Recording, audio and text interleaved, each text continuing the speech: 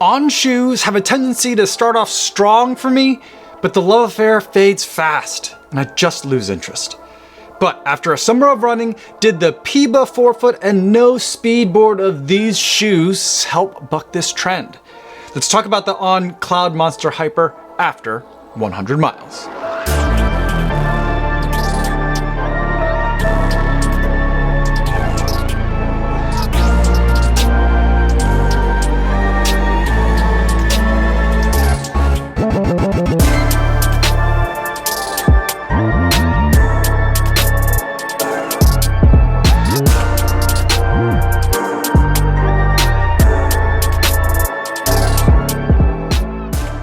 Yo, what's going on? My name is Kofuzi and I'm a non-elite runner who reviews running shoes here on YouTube. And today I want to talk to you guys all about the On Cloudmonster Hyper after 100 miles. But before I do want to go over some disclosures. This is a pair of shoes that On sent to me for the purpose of review, so I did not have to pay for these shoes. However, nobody's paying me to make this video or to include their shoe in this video, and no one's gonna get a chance to preview any of my footage or my thoughts before you guys get a chance to see this video on YouTube. So with that disclosure out of the way, let's talk about the On Cloudmonster Hyper after 100 miles, and let's start with how I've been using the shoe. Now, I initially thought that I might use this shoe as a daily trainer slash long run shoe, something that I could put in a lot of miles and even pick up the pace, given that there's that race caliber foam in the forefoot. But that's not how I ended up liking using this shoe. Instead, I ended up using this shoe as pretty much a standard daily trainer for any day where I was just logging easy, regular, everyday miles, or if I wanted to use something for a recovery run and wanted a little hint of stability, because I do find the shoe to be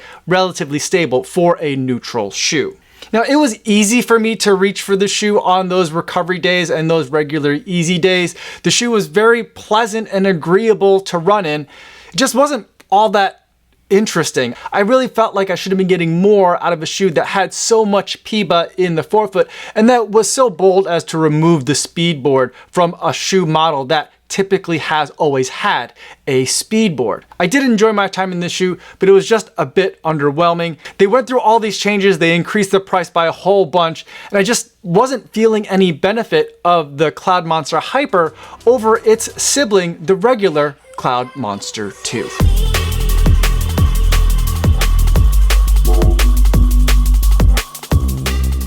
Next, let's talk about how the shoes have been holding up physically after 100 miles. I feel like the shoes are holding up very well. There's very few signs of wear and tear.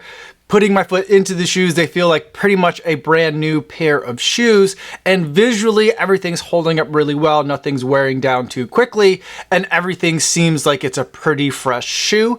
I did run with these all throughout the summer, so they don't smell the freshest, but otherwise everything is holding up really nicely. Looking at the outsole, there is a little bit of wear that's occurring on some of the higher wear areas of the rubber, but nothing that I wouldn't expect for a 100-mile shoe. And one thing that you guys always ask me about when it comes to On shoes is whether or not I'm getting a squeak from the shoe. And for the most part, I don't get squeak from my On shoes.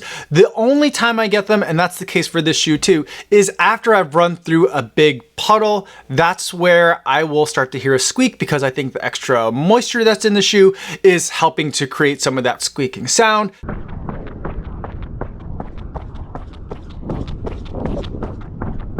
I think that it's not an issue for me, maybe because of my size. I think for my bigger, taller friends, it might be more of an issue. And the one thing that I do want to say that I really didn't like in terms of the construction of the shoe, which otherwise I think is spectacular, is that the laces are just terrible. They're a little bit on the long side, which is kind of nice because most of the shoes that I've come across these days have laces that are way too short. The length on these laces is pretty good, more than I need, but if you're trying to actually do a runner's knot, there's plenty there.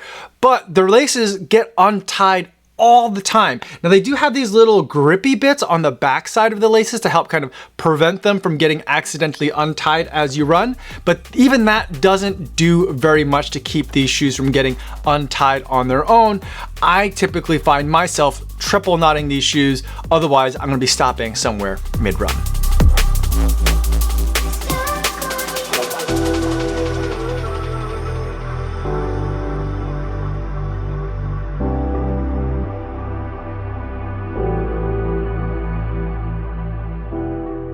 Before we wrap up the video, let's take a moment to talk about On a little bit more generally, at least on running shoes, and see where the On Cloudmonster Hyper fits within the broader On running lineup. Now, when it comes to On, a lot of people think about the clouds. In other words, these holes that are in the sides of the shoe as kind of like the defining feature of On running shoes. And while in a large part you're correct, you're not wrong.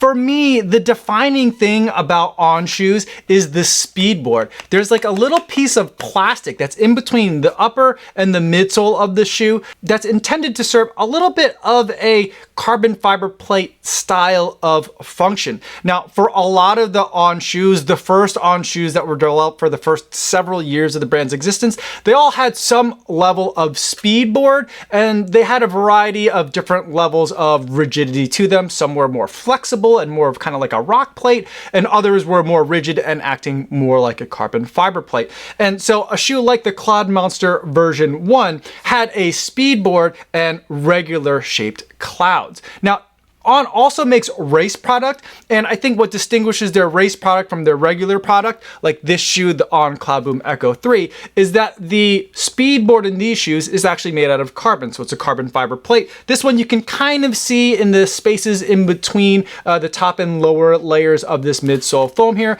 This one I feel like is more of a 5K, 10K racing option, and they also have the Cloud Strike, which again has a carbon fiber plate or a carbon speedboard. Note that this is very different than the Cloud Strike Light Spray, the fantastic like 3D printed spray-on shoe that we saw. They have the same name, but this shoe is a little bit different. But these are two different racing shoes. It's going to be an either or decision in terms of which shoe to race in. Now, the other kind of shoe that On makes is a shoe with no speedboard at all, and that's a relatively new development. I think last year was the first year they started doing that, and that's shoes like this, the Cloud Surfer, which is probably my second favorite On shoe ever made.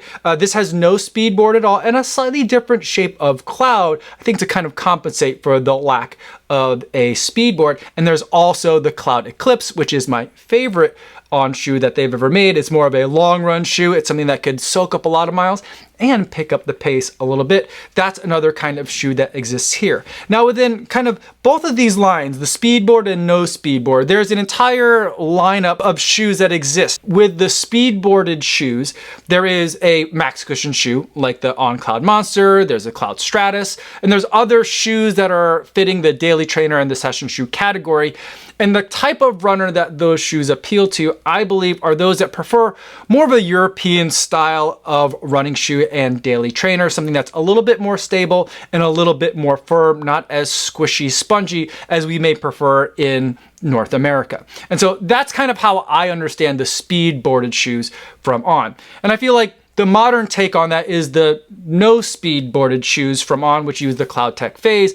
I really prefer these, and I feel like these are targeted squarely at the North American market, where we want something that's a little bit spongier for our easy runs, like the Cloud Surfer, or our long runs and max cushion runs, like with the On Cloud Eclipse. And then you have the race product. No matter which of these two styles of shoes, speedboard or no speedboard you like, you're going to be bumping up to the carbon plated product if you want to have an entire lineup with On. But these are kind of two parallel verticals. Well, sometimes there might be some crossing over in terms of what people like, but for the most part, I think these are designed for two different kinds of runners. And now, what's unusual is that the Cloudmonster Hyper kind of fits in the Cloudmonster 1 and Cloudmonster 2 category of the speedboarded shoe. But because of the way they introduced the peba foam in this midfoot, there actually is no speedboard. So it kind of sits in the middle, although functionally it still feels very much like a speedboarded shoe. So that's where it fits. Now, I know this is a little bit different than the normal kind of like shoe rotation that I might set out for a brand, but I thought it might be helpful to kind of like understand On in terms of these three parallel pillars. Now let's close out the video by going over an updated buying guide now that the shoe's been out for a little while, and we'll go over some updated recommendations of other shoes that you might want to also consider. The On Cloudmonster Hyper is what the Cloudmonster 2 really should have been. I don't really understand why there's two different shoes in the lineup this year. And while this is a pretty good shoe, at $220, this is just way too expensive, even for an On shoe. If you are absolutely dead set on getting an On Cloudmonster, I'd say go back to version 1. They look very similar and you can get into that shoe for $170. The difference in performance between those shoes really isn't that different. But the thing that I would probably steer you toward more if I could would be the On Cloud Eclipse at 180. That is my favorite On shoe. But let's take a look at some alternatives. The first shoe that I want to take a look at is from Hoka, and that is the Skyward X. This is another shoe that I think sounded really intriguing, but ended up being a little bit underwhelming for me, although I know there's a lot of you guys out there that absolutely love this shoe and love what it has to offer. And what it has to offer is a peba top layer and some supercritical foam. It has a kind of a carbon fiber plate in here. So on paper, it's at least designed to be a big cushion shoe that can pick up the pace, which is, I kind of think, what the On Cloudmonster Hyper was trying to accomplish. And I think both of these shoes do a decent job at that task of being kind of like a max cushion shoe slash a long run shoe, but they just don't really suit my preferences and they don't really work well for me. I do think that each of these shoes is going to be something that's going to appeal to some of my bigger, taller friends, or for some of you that want a little bit more stability in your long run shoes. And this shoe actually is priced pretty similarly to the On Cloudmonster Hyper. The Hoka Skyward X comes in at $225, which I definitely think that's way too expensive for that shoe, but at least we're talking about the same price ranges for each of these two shoes. Now, if you're like me and you think both of those shoes are way out of whack when it comes to what they're priced at, I got another shoe that I think you should take a look at, and that's from Saucony, and that's the Triumph 22. Again, I think that what this shoe is trying to do this year is very similar to what the On Cloudmonster Hyper is trying to do, and I think they're both kind of achieving the same level of success. Now, the Triumph 22 uses an all Power Run PB midsole foam this year. That means it has a beaded peba midsole foam that is the same type of foam that they use in their race product, but it's shaped differently and there isn't a carbon fiber plate to give this more of a daily trainer recovery run kind of feel. In effect, I find this shoe to be a little bit less interesting than what the paper specs would suggest, but it is a very reliable daily training shoe that you can also use for your recovery runs, but it's lacking that a little bit of something that I was hoping they would have, just like the On Cloudmonster Hyper.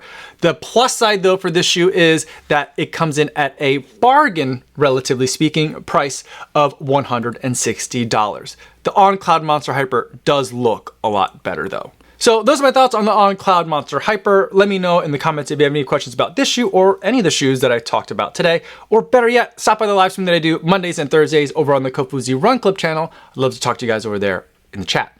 That's all I have for today, everybody. Thanks so much for joining me all the way to the end of this video. Hopefully you guys are staying safe out there on your runs, and I will see you in the next one.